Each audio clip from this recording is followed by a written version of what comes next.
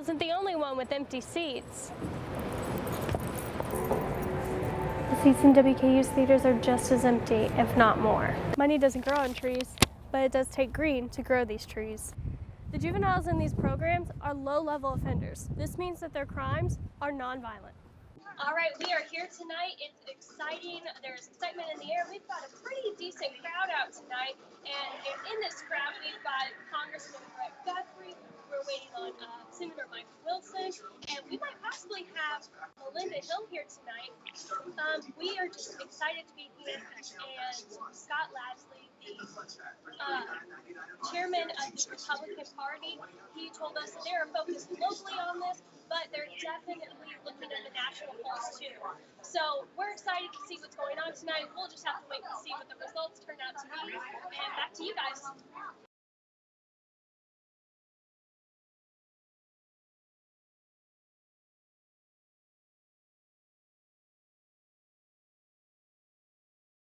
For making News Channel 12 your source for news. Thanks, everybody. Gorgeous is one of the words that comes to mind when taking a walk through Western's campus. I think it's one of the best campuses to just walk around and talk to people on. There's people outside all the time, and there are many walkways that you can go from the bottom of the hill all the way up to the top of the hill with scenic routes as well. WKU is ranked the 27th most beautiful campus in the nation. Money doesn't grow on trees, but it does take green to grow these trees. According to Facility Management's Josh Twardensky, WKU's total 2015-2016 operating budget is $396,565,000. The grounds crew operations make up roughly $18,250. This is a small amount compared to the total, but is so important to the mission of WKU. That mission is to provide a place where all students can succeed. For News Channel 12, I'm Dani Vessels.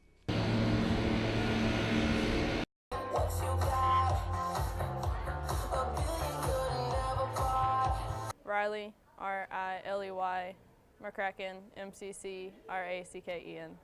Rachel, R-A-C-H-A-E-L. It doesn't bother me anymore. A lot of people it bothers, but to me it just doesn't. I don't know why, but.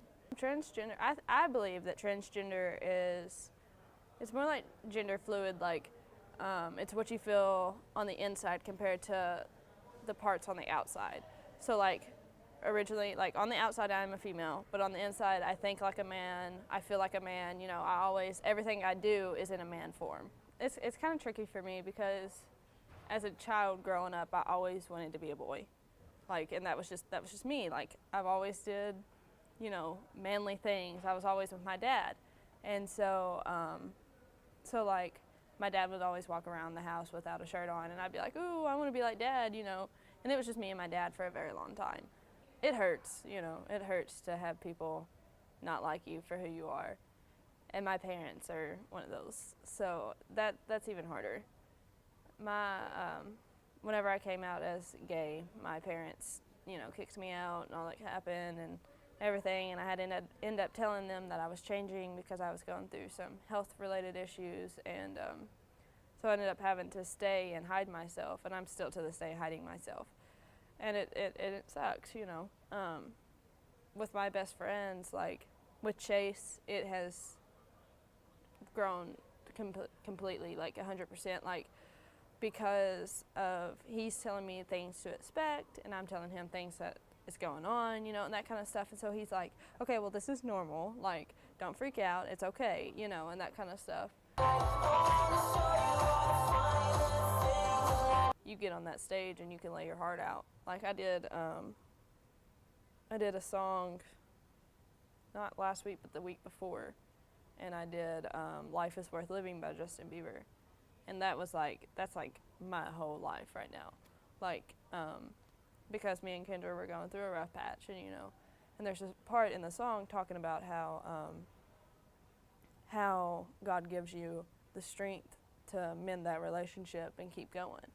And then at the very end, it's like the world tries to crucify me, you know, and that's just me completely, because You know, I held out the trans flag at that last part of it, and everybody just went nuts.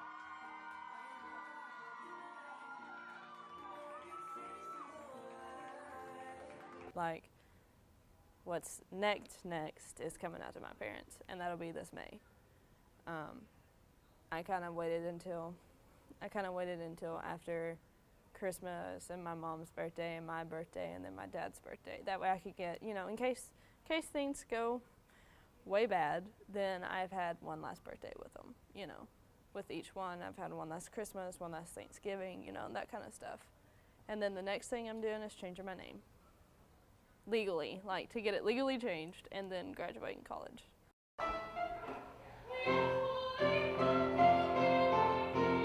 The theater department is preparing for another performance. You can always split yourselves up so that one of you is going up. Let's go do character work with people who aren't in the scene. But WKU students aren't the ones performing. They could take it to this next level. Well, the Theater and Diversion Program is a special partnership that is between the Theater and Dance Department at Western, the Sociology Department at Western, and the Administrative Office of the Courts of Warren County. And it's a very unique program. There are a couple other similar models that have been done elsewhere in Kentucky, but there are actually very few models nationally that use this particular strategy. But the goal is to provide low-level juvenile offenders a diversion option as opposed to traditional community service or going before a judge or possibly facing some sort of juvenile incarceration. Yes, So we really short. should. It's so short. Well, is that the end of scene 3? This is it. Wow. I think that when you expose students, especially around the early high school, middle school age, to the arts, you can give them a creative outlet to get out their frustration and get out whatever they need just through something that's more productive than, you know, a crime. It's not all about the performance, though. And I bring sociology, criminology students to the project, and we actually evaluate the program and sort of try and gauge its effectiveness in helping the youth and their families. The juveniles in these programs are low-level offenders. This means that their crimes are nonviolent. We need to go back to the administrative office of the courts and sort of say, okay, we had these youth who participated in the program. What subsequently happened to them? And so that's going to require us to access data that only the state has. And so we're in the process of trying to do that, and that's sort of our, you know, more intermediate research goals, but we haven't done that yet because, you know, a lot of these youth have either been out of the program for just a year, maybe 2 years or 3 years.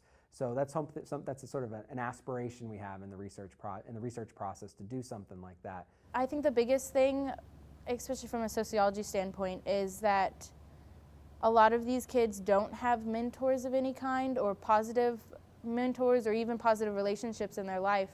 And that can be a really big deterrent once you have someone who is being productive and successful and they have a role model to look up to. This class is not only just for the students who are in the, you know, the diversion program, but it's for the Western students who get to be the mentors, because it is so rewarding to just sit down and just be able to help them, and it's just eye-opening because people go through things that you just don't even know about, and it has been a really, really cool experience.